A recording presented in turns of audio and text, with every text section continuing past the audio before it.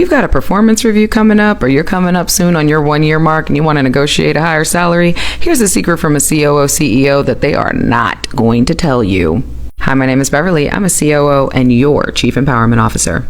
The first thing that they're not going to tell you is that anything that they promised you at the beginning of the year relating to raises, relating to potential bumps, bonuses, payouts, all of the above, if it is not in your contract or it is not in your email as a part of your onboarding package, it's time for you to gear up. A lot of times companies will say whatever they can say to either get people in the door, get them rallied behind a particular initiative at the organization. What this can look like is during your team meetings, if you have a monthly all hands, if you have a weekly meeting with your team, you might hear your supervisor or senior leaders talk about if we can just, push through this initiative, everybody grinds, everyone gets together, this is all going to be great when it comes time for raises, or they might say something about professional development spend or any kind of promises and incentives to get you to push. And so you are in good faith. You're like, okay, well, I'm going to push because I know I'm overdue for a raise, or at least I deserve one from all the work I've done. And then it comes time for that conversation because they're not expecting anybody to ask for that to be in writing. That if we push on these projects and all of our other projects, that will culminate into an additional percentage or whatever the case to our raises. So then what happens? You get to your performance review or your annual review and they try to hand you a 2% raise. They tell you,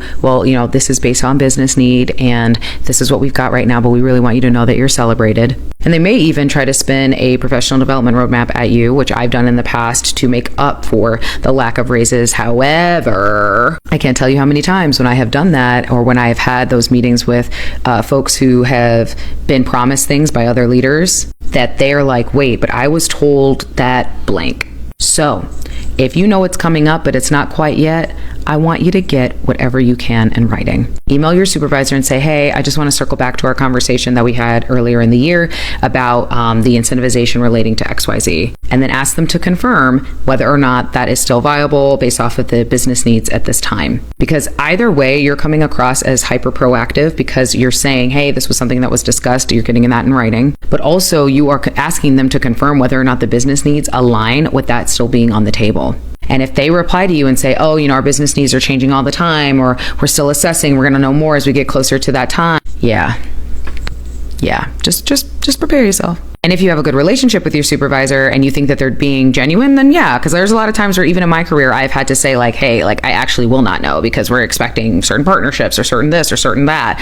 And they may very well not know. But you know your company and you know your supervisor. So if they are bulking at anything that you're sending them, or maybe they feel uncomfortable or they corner you in a one-on-one asking why you're emailing that all of a sudden, and and I know that they had a conversation with you either at onboarding or at some point during the year when they wanted you to either join the team or push, yeah, they're getting ready to play in your face. So when it comes time for that performance review, and if they try to give you that 2% increase for inflation and then try to make you feel like you should be grateful about that, I want you to document it, and then I don't want you to say anything else about it.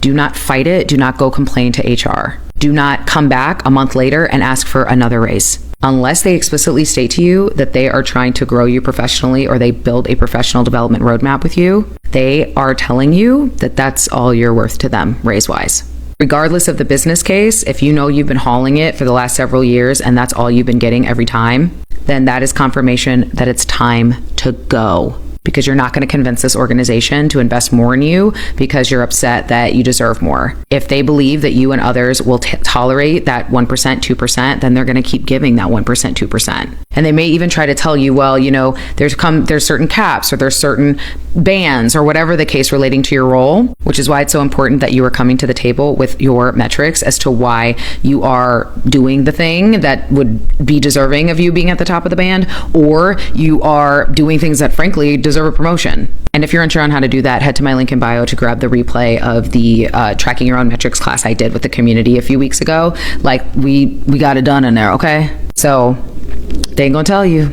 They're not going to tell you until they're looking at you, and they're going to try to tell you all the things that they think you're doing great and how awesome you are and how they want to continue to invest in you. But if it's been several years and you have not seen that investment in real time, believe people when they tell you who they are. Let's pretend this is a hook that's going to empower you if you have an interview this week. Hi.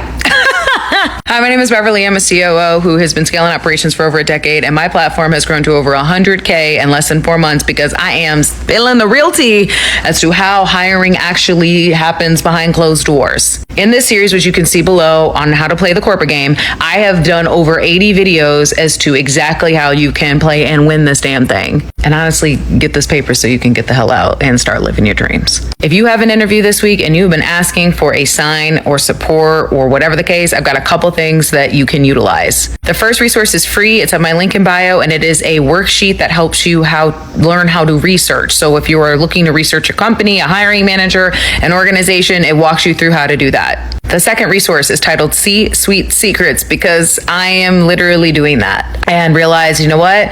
We are entering a new era where folks have 90% of what they need and they only need like an additional 10%, and I'm giving it to y'all. And it is comprehensive. I walk through how to interview, exactly how hiring managers, at least the ones over the past decade I've worked with, are really evaluating you, how to negotiate. Literally, I put calculators and tabulations and templates and all kinds of worksheets in it. And I walk you through the exact methodology for you to be able to best prepare yourself for any interview. So if you have one coming up this week and you are new to my platform, you don't know me, whatever the case, please head to my link in bio, because this is only lasting for 24 hours and my newsletter community now knows about it. My community now knows about it. And I want to make sure that any new folks who are not a part of my community, who really are looking for a resource from a C-suite who's been doing this for over a decade in a lot of fields. So if you're thinking, oh, well, probably not. Nope. The joke at several of my companies was it was easier to ask Beverly what careers and what fields she hadn't worked in and what positions she hadn't held than it was to ask me what I have. So it is absolutely relevant to you. So head to my link in bio so you can get these resources so that you can crush these interviews this week and join us in the community, because I've got your back and I am rooting for you because you got this, okay? You are struggling to sleep because you have an interview tomorrow and I came across your For You page, this video is for you. If you don't go to bed, go the heck to bed. You know you're going to crush it tomorrow. You know you are going to crush it. And if you don't have one tomorrow, but you've been having trouble sleeping because you have one coming up this week, you are going to crush it this week. You would not have been invited into that space. You would not be invited into those rooms if you weren't qualified. And not only that, you wouldn't be invited if they weren't excited as heck to meet you. Because listen, people do not bring you into the room if they don't feel like you are qualified for the position. And if you are not well rested and you're not able to show up as your most authentic self because you are tired because of your stress and insomnia and all the other things, then you are not going to be able to woo the damn room and get the job. And I know it's common sense. I know that it's hard too, because you know that you need rest. You'd probably rather be snoozing so that you can be at your best tomorrow. But the stress of what it all means, the weight of the interview, the weight of the consequences of not getting it is heavy, of not moving forward, of not getting to that next round. It's stressful. And I'm telling you, it's 30 times more stressful if you do not get your rest. So your chief empowerment officer is telling you to go to bed.